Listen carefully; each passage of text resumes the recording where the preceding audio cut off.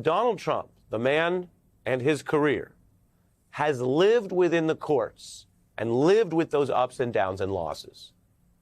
He's been right there at that defendant's table because he had to be. Remember, he didn't defy the trial.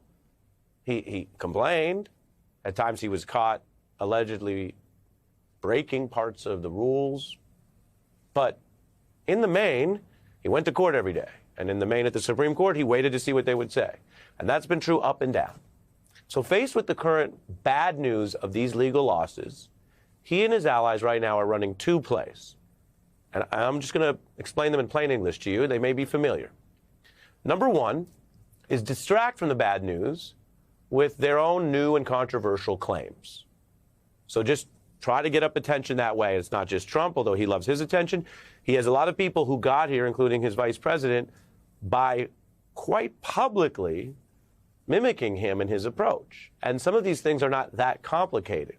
Anyone with an internet connection and a phone or any other source of news has seen this before. You're losing badly, that's the headline. Say something so outrageous, even so unlawful or un-American, that it draws in that attention.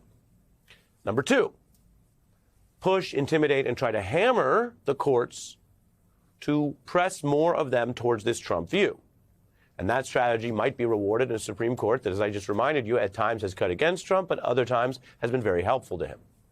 Those are basically the two moves. I'm not going to try to make it any more dramatic or complicated than that for any particular storytelling reason, but these are the two things going on. They are somewhat familiar. They have consequences. The first move is still just PR. Replace the headlines any which way. They're eating the dogs. They're eating the cats. The second move is a type of legal strategy, not inside out, saying here's a good legal argument in court where they're losing these first rounds, but outside in. Let's make so much noise and ride this wave and scare people and try to get the federal judges to err on the side or allow more than they normally would, thinking that this will work or the Supreme Court ultimately won't do anything about it. Or, if you want to get closer to a constitutional crisis, daring the courts to intercede because maybe if they stay out of it, it won't get to the point where you actually have a federal politician defying all their orders or a Supreme Court order and we get to that crisis point. In other words, scare them that you would do that to the point that they back out. But of course, judges aren't supposed to do that. They're not supposed to bow to politicians' threats to not follow the rule of law and our orders. Their orders, the judges, I mean. Now, the fact that Donald Trump has lived with and followed court orders for a long time is relevant to that second move I'm telling you about because the hype of it and the fear of it basically requires everyone to go along and kind of listen to the hype and make people perhaps overly pessimistic or even surrendering in advance.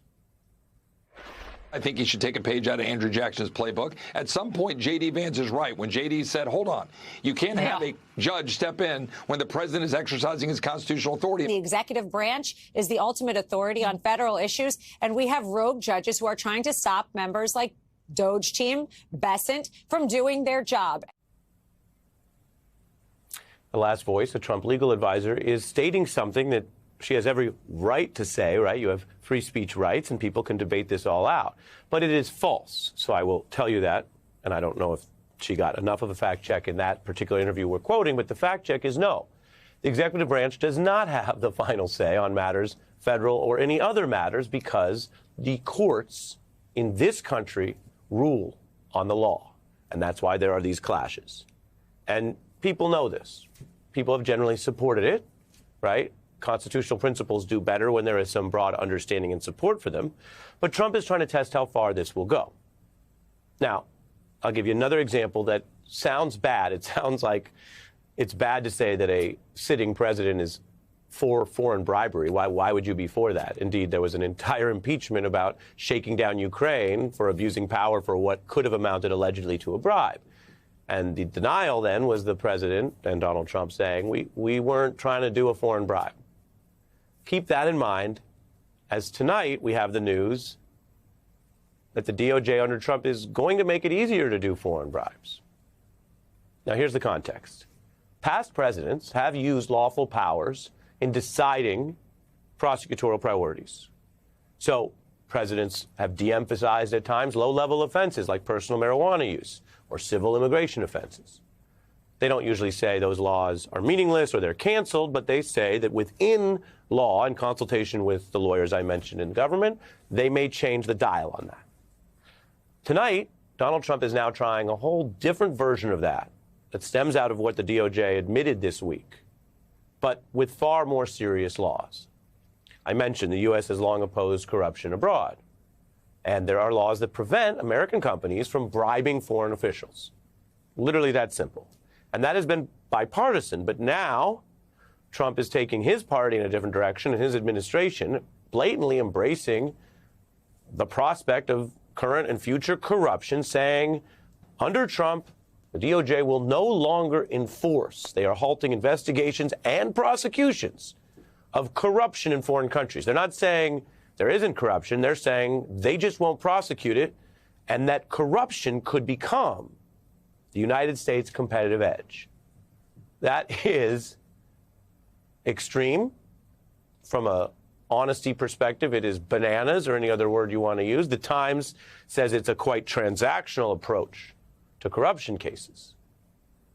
So there are many things going on. I've told you we will try to focus on what matters and pick and choose things, because we're not going to do everything.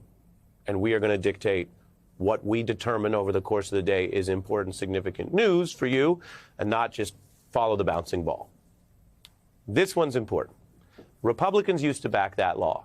It passed overwhelmingly bipartisan, and I'll just remind you the headlines at the time in the late 70s viewed it as pretty straightforward. This was the New York Times, December 77, Senate backs foreign bribery bill to limit and punish foreign bribery.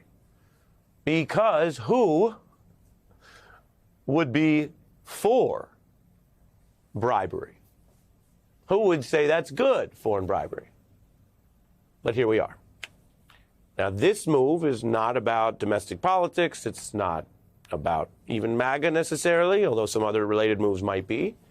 This is just a reminder of things that they didn't campaign on, that they aren't necessarily doing press conferences with Elon Musk about, and yet that matter a lot. It's a blatant embrace of letting American companies do foreign corruption and bribery. It's that simple.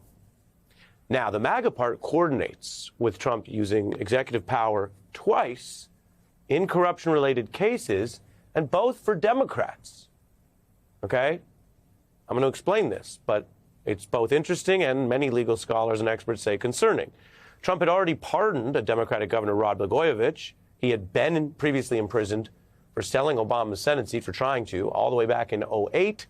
Now, this week, he's been fully pardoned. So he was already out of prison. This is a messaging embrace. There's no big physical change there. And Trump's DOJ now ordering prosecutors to drop what were corruption charges against New York City Mayor Eric Adams. Like Trump in the other case I mentioned, presumed innocent at this stage before trial, but facing those corruption charges. And there are even reports that Trump officials have a very specific agenda here.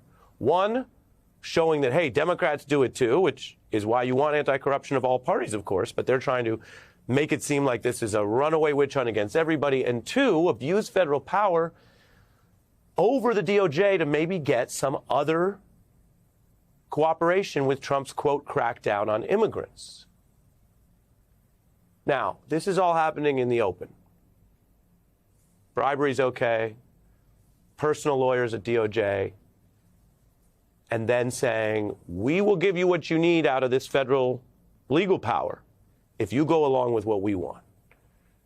AOC, Democratic member of Congress, stating her concern about this. Given how President Trump operates, how he absolutely seems to be gutting the Department of Justice, the FBI, if they are kind of wielding this prospect of charges coming back over a sitting mayor of the nation's largest city, I think that creates a very significant concern. AOC's warning there. Mayor Adams, of course, can tell his side of this story, and we will always follow the facts, and we will include denials when we get them. But we are talking about one of the greatest powers that exists, the power to prosecute or the power to pardon, and not just being used in the controversial ways I've mentioned, but basically as what sounds like a quid pro quo, or what they also sometimes call a bribe. You do this, I'll do that. And then you say, gosh, well, does that mean the sitting current president is open to quid pro quo bribes? Didn't he deny all that in the impeachment case I mentioned? But then you have to remember, this is coming on the week where he very blatantly is also using the same DOJ to say, bribes abroad, that's fine now. We promise not to investigate or prosecute it. A lot of this is out in the open for a reason. And what do you do if you are a powerful mayor of a big city with obligations, constitutional oath to your citizens, your own security, NYPD, the biggest police force other than FBI, and yet you also have maybe this pardon hanging over your head, that they take it back or they restart the case, which is what AOC is warning could be a problem? What do you do in that situation?